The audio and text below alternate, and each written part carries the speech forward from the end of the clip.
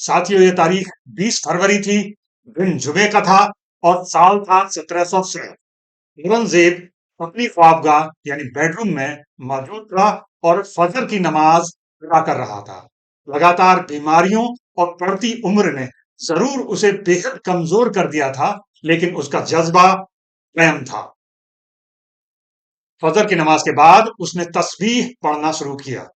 उसके हाथों में मोती धीरे धीरे सरक रहे थे और एक आवाज लगातार गूंज रही थी, अल्लाह अकबर, अल्लाह अकबर।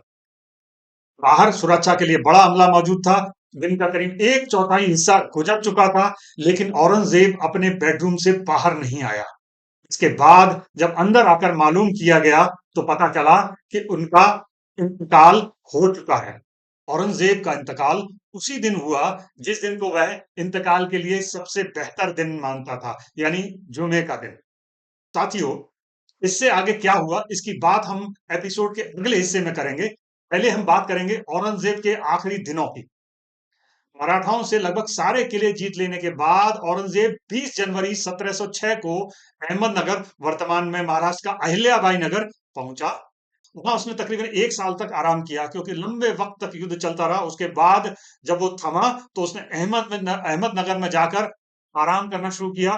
दिसंबर महीने में यानी 1706 दिसंबर महीने में उसकी तबीयत बिगड़ना शुरू हुई। बहुत तबीयत खराब हुई और जनवरी के शुरुआती हफ्ते तक उसकी तबीयत बहुत खराब रही और धीरे धीरे उसने इंप्रूव करना शुरू किया। तो साथियों, मैं एक बात और आपको बता दूं कि उसने आराम करने के बजाय जैसे ही उसे थोड़ा सा रिलैक्स मिला, आराम मिला, उसने बकायदा दरबार में पहुंचना शुरू किया। तो जो डेली बिजनेस थे, डेली काम थे, उसको रोका नहीं, उनको काम करना शुरू किया। लगातार उसने किया। तो ये उसका पूरी दिनचर्या थी, वो उसकी बंद नहीं की, वो तो करता रहा। हालांकि उसकी स्थिति अच्छी नहीं थी, उसकी तबीयत बहुत खराब थी, लेकिन वो जब भी अपने आप को थोड़ा बेहतर पाता, वो जितने भी सल्तनत के काम थे उनको निपटाने की कोशिश करता रहता था। ये उसकी ऐसे कहते हैं कि डेली लाइफ का हिस्सा, मतलब पिछले 50 साल से ज्यादा वक्त से बना हुआ था। उसमें ज्यादा कोई बदलाव इस उम्र का आकर बहुत ज्यादा आया नहीं था। काम वो लगातार कर रहा था। इस बीच में आपको थोड़ा सा ये और बता दूं कि वक्त गुजर रहा था और औरंगजेब काम जरूर कर रहा था, लेकिन औरंगजेब को कहीं ये दिल से एहसास हो गया था कि उसका वक्त आने वाला है। उसका उसके इंतकाल का, उसके अंतिम वक्त आने वाला है और इसकी उसने तैयारियां कर ली थी। मैं आपको बताऊं किस तरह से, थोड़ा सा इसको हम थोड़ा और इलेबोरेट करेंगे और बताएंगे असल में हुआ क्या था। एक किताब है अहकाम आलमगीरी, जिसे हमीदुद्दीन खान बहादुर ने लिखा और बाद में जदुना सरकार ने उसको ट्रांसलेट किया इंग्लिश में। इस किताब को बाद में एनेक्डोट ऑफ औरंगजेब के नाम से जाना गया। इसमें उसने अपनी लास्ट विल का जिक्र किया है। लास्ट विल यानी कि उसे वसीयत कह सकते हैं या उसकी आखिरी इच्छा कह सकते हैं। इसमें 12 पॉइंट्स हैं। 12 पॉइंट्स एक तरह से बड़े शुभ माने जाते थे मुगलों के बीच में, और औरंगजेब ने भी 12 पॉइंट्स में अपनी बात कही। तो इसके जो शुरुआती 5 पॉइंट हैं वो उसके कफन दफन को लेकर हैं। तो साथियों, ये बहुत बहुत चौंकाता है कि उसने पहले से ही सारी तैयारियां कर ली थी और अपने कफन दफन को लेकर बाकायदा इंस्ट्रक्शंस तैयार किए थे, जिसे हम अहकाम आलमगीरी में देख सकते हैं। और अगर आप इंग्लिश में पढ़ना चाहते हैं तो जगन्नाथ सरकार ने उसे इंग्लिश में ट्रांसलेट किया है, एनेक्डोट ऑफ औरंगजेब। तो आप उसमें जाके इसे पढ़ सकते हैं। तो इसका पहला बिंदु क्या है, इस पर थोड़ा सा आते हैं और देखते हैं कि उसमें पहला बिंदु उसमें क्या किया है।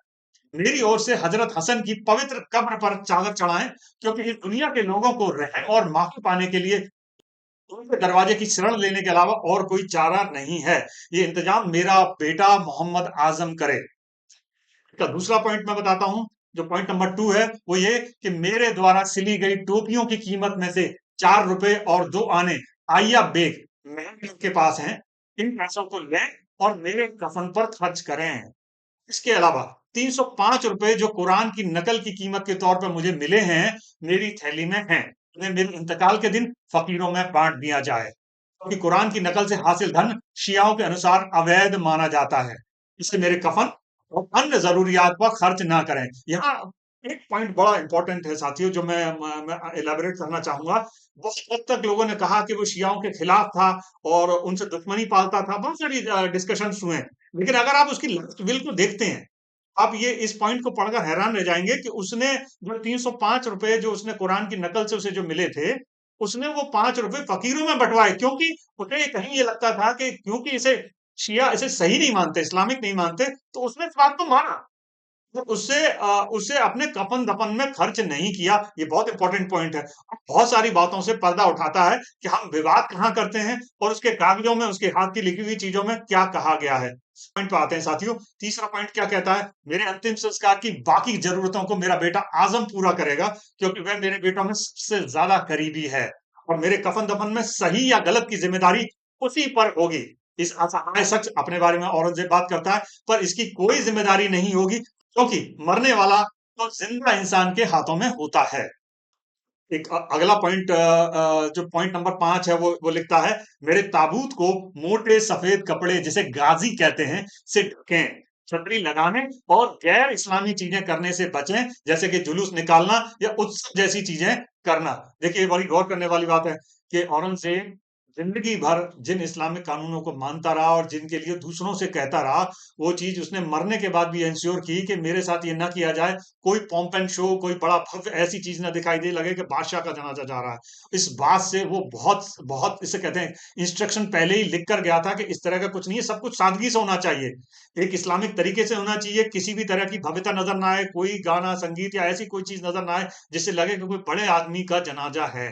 तो ये चीज देखिए वो इंश्योर करके गया, और बहुत सारे डायमंड, बहुत सारी आरोपों को, इसे कहते हैं, धूल झाड़ती है ये सारी चीजें, कि अपनी जिंदगी में सादा जीने के बाद मौत पर भी सादा ही इस दुनिया से गया। ये साथियों बड़ी हैरान करने वाली जानकारी है। इससे आगे बढ़ते हैं।